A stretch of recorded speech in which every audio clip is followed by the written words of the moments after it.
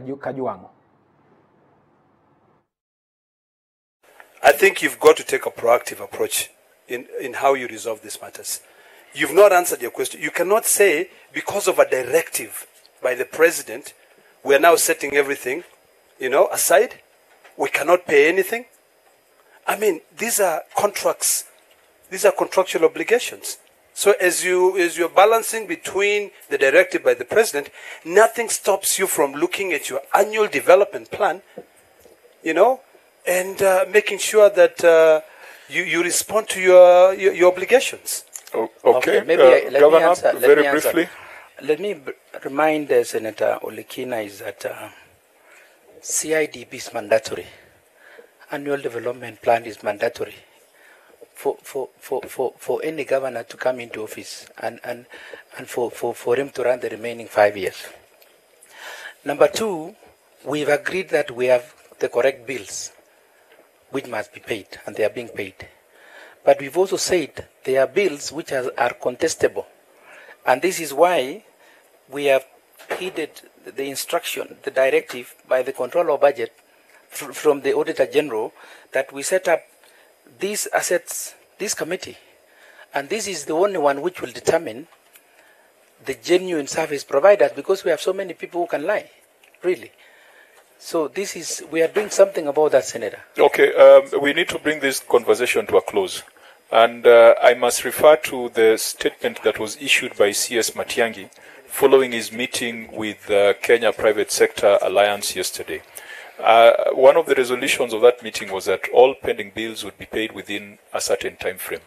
The crisis we have is that nobody seems to know the accurate amount of pending bills.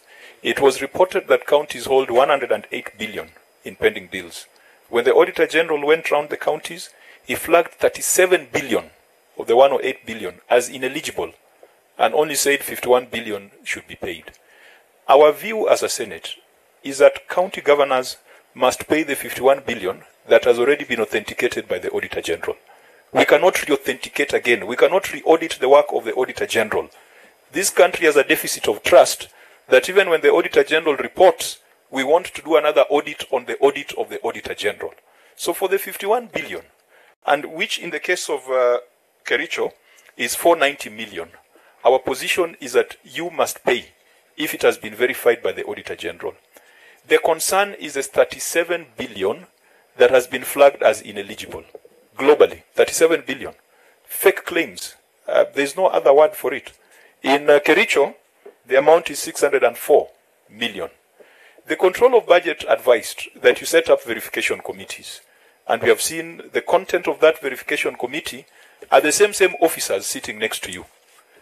Is the head of procurement, is the head of works, is the head of accounting.